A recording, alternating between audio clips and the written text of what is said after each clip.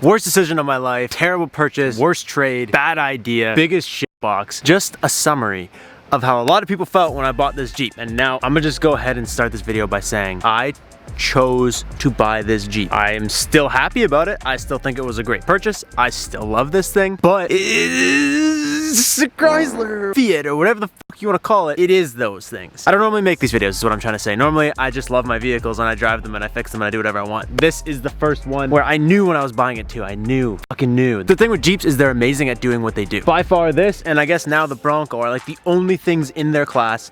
They do what they do perfectly. For me, I needed the aftermarket support, and the Bronco's still kind of building theirs. The Jeeps, they have theirs. I opted for a Jeep. It's been around forever, and to be honest with you guys, ever since I seen the JL, I fell in love with like the interior. I know outside's look kind of the same. Fell in love with the interior, and I was like, bruh, I need one of these. And it turns out the JLs are built a lot better than the JKs in all previous generations. This thing is a beast at doing what it does. Now that we've cleared that up, when I was buying it, I looked into obviously some videos to see, because I like doing these videos where you see like what people have problems with, like what should I know before I buy this thing. We got people trying to say that the steering is bad because bad steering is good off-road. We got people complaining about cloth seats. Look, some people aren't educated. Some people don't realize there's packaging levels. I don't know. So I'm not gonna tell you guys about like packaging options and that kind of shit. I'm gonna tell you guys about just straight up complaints that I didn't know I was gonna get when I bought this thing. And number one, the most important, anybody that watches my channel knows I'm huge into music. That's like, I do a stereo upgrade in every car every time I buy one, and I'm just a really big music guy. After about 10-15 minutes of driving this thing, you will notice the worst stereo crackling, audio distortion garbage I've ever heard coming out of a brand new vehicle. It's almost like the amplifier heats up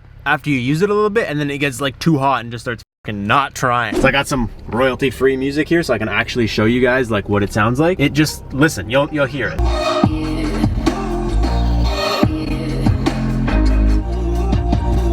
I don't know how much you guys can hear that, but it sounds like as if you had corded headphones in and you're like pulling the mic jack just a little bit. I've put multiple phone cords in here, connected multiple phones. It just happens. I did some research, and OEM Audio Plus makes an insane stereo upgrade for this Jeep to fix the issue that I'm having right here. It's got 2 amplifiers, it's got a subwoofer, it's got all 8 speakers. It is like the full shablam.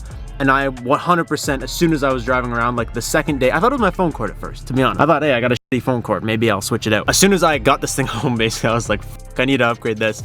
I looked into it. I'm definitely gonna have to get the OEM Audio Plus.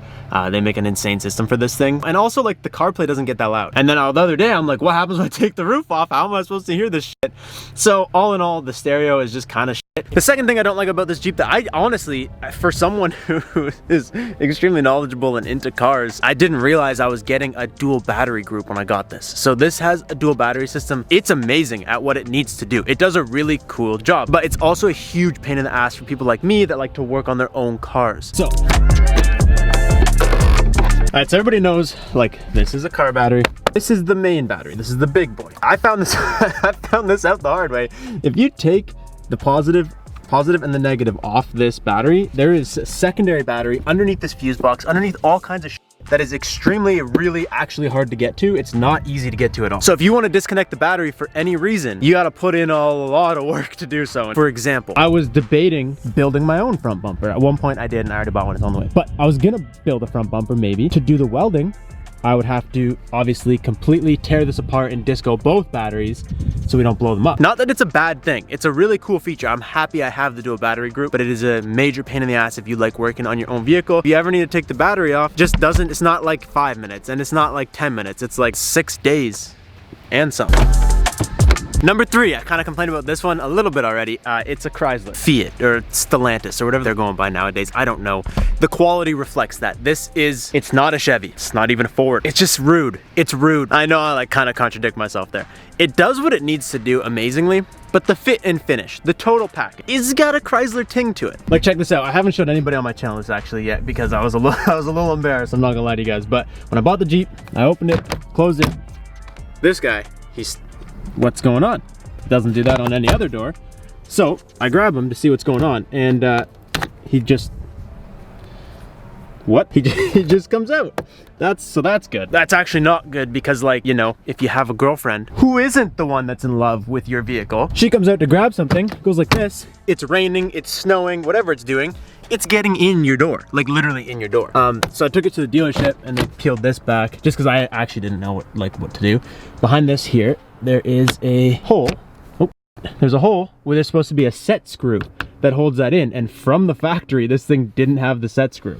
Hence, Chrysler quality. Came off the assembly line 100 miles an hour, didn't even have the set screw. I actually should call them. I ordered it like 3 weeks ago and I have no idea where it is. It's not a big deal, but like, you know what I mean? There's just a bunch of little like that. Jeeps have a history of leaky roofs, and they use like this little foam right here to, you know, weather seal this, and that's obviously going to be an item that needs to get replaced at once every like couple of years probably, because everybody knows foam slowly dies. Again, just a little thing. It works now, it's great now, but one day that will stop working. And I'm not going to tear the Jeep apart and show you all the little imperfections and complain about shit. I chose to buy it. Before this, I had a brand new Chevy, and Courtney has a brand new Subaru.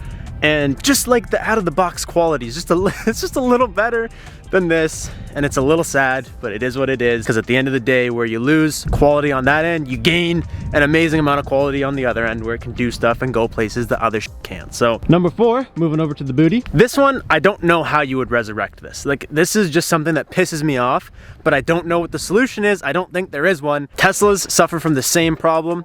They're just not meant for weather almost. Now, I'm actually a big fan of the rear end of the Jeep. I really like how this opens. You can get the little tailgate table, and then you got your separate glass if you need to get in there, do whatever you got to do. Something that drives me absolutely insane, more actually with rain than snow, because snow you can brush it off. When it's raining and this is wet, and you open this, it launches perfectly off and into the Jeep. So if you have a little bit of snow on there or like a little bit of water, when you open it, dude, this gets wet or snowy, and it's so annoying. Like I said, there's not really much you can do about that, but for the fact that they have rain runoffs on the whole damn thing, I don't know, maybe they could have put one there. I don't, you know. The final complaint that I have with this Jeep is a summary of basically everything that I have just told you. The price. The price of these things is so much more than they are worth. When you want one, you kind of don't have a choice. You get rooked into it. The Broncos even more. So like, you know, you see a Jeep going down the road, Gladiator, Wrangler, and they're waving at each other. They're going, we're fucking poor, dude. We're poor. That's what the Jeep Wave is. This thing is just a sport. It's an unlimited sport. It's nothing fancy. With tax, this was almost a $60,000 Jeep. That's fucked up. To me, I justified it. It's what I wanted, so I spent money on it. Not to say it makes me miserable, but I definitely don't drive down the road thinking like, yo, this was the best 60 G's I ever spent.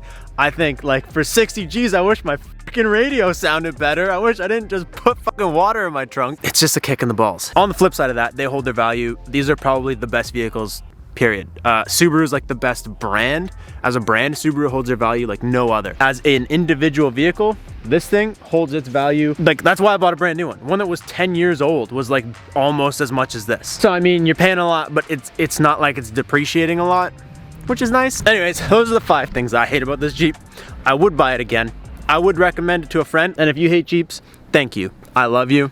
You give me motivation every day to build this thing and show you guys how cool they are. So yeah, if there's anything that I missed or anything that you guys would like to tell other people who are down in the comments, make sure you leave a comment down below. I gotta get inside. I'm cool. Thank you guys so much for watching. I'll catch you guys in the next one. Peace out and stay committed.